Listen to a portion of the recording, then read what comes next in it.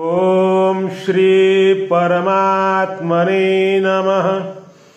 अध्याय 12 श्लोक 7 भावार्थ। तेषामहं समुद्धर्ता मृत्यु संसार सागरात् भवामि न चिरात् पार्थ मय्यावेशितचेतसाम्। हे पार्था, माझ्यात चित्त अविष्ट असलेल्या त्या भक्तांचा मी मृत्यूरूप संसार सागरातून लवकरच उद्धार करणारा होतो। तेषामहं समुद्धर्ता मय्यावेशित चेतसाम। ज्या साधकांचे लक्ष, उद्देश, ध्येय भगवंतच झालेले आहेत आणि ज्यांनी अनन्य प्रेमपूर्वक आपले चित्त भगवंतातच स्थिर केले आहे, तसेच स्वतःही भगवंतातच लागलेले आहेत, त्यांच्यासाठी येथे मय्यावेशित चेतसाम पद आले आहे। जसे समुद्रात पाणीच पाणी असते, तसे संसारात मृत्यूच मृत्यू आहे। संसारात उत्पन्न होणारी कोणतीही वस्तू अशी नाही की जी कधी क्षणभरासाठीही मृत्यूच्या तडाख्यातून वाचत आहे। अर्थात उत्पन्न होणारी प्रत्येक वस्तू प्रत्येक क्षणी मृत्यूकडे जात आहे।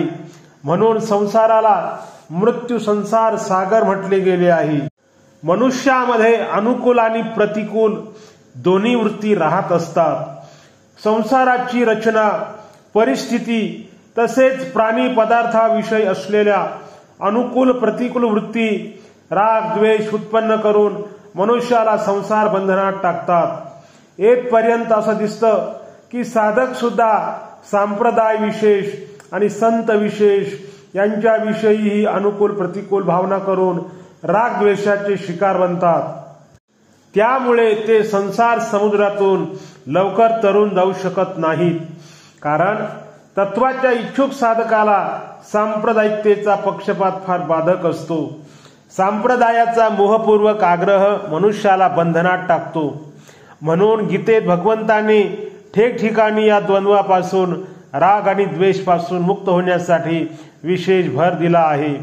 जर साधक भक्ताने आपल्या सर्व अनुकूलतेचा विषय भगवंताला केले, अर्थात केवळ भगवंताशीच अनन्य प्रेमाचा संबंध जोडला आणि सर्व प्रतिकूलता संसाराच्या माथी मारली, अर्थात संसाराची सेवा करून अनुकूलतेच्या इच्छेला विमुख झाला, तर तो या संसार बंधनातून फारच लवकर मुक्त होऊ शकतो।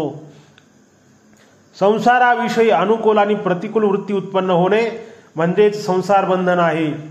भगवंताचा असा एक सामान्य नियम आहे की जो भावाने त्यांना शरण होतो, त्याच भावाने भगवंतही त्याला आश्रय देतात। ये यथा मां प्रपद्यन्ते तांस तथैव भजाम्यहम।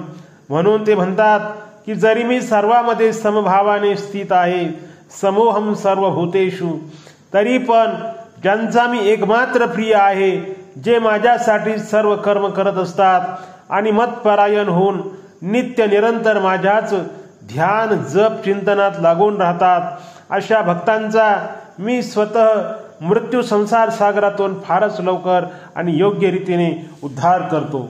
ओम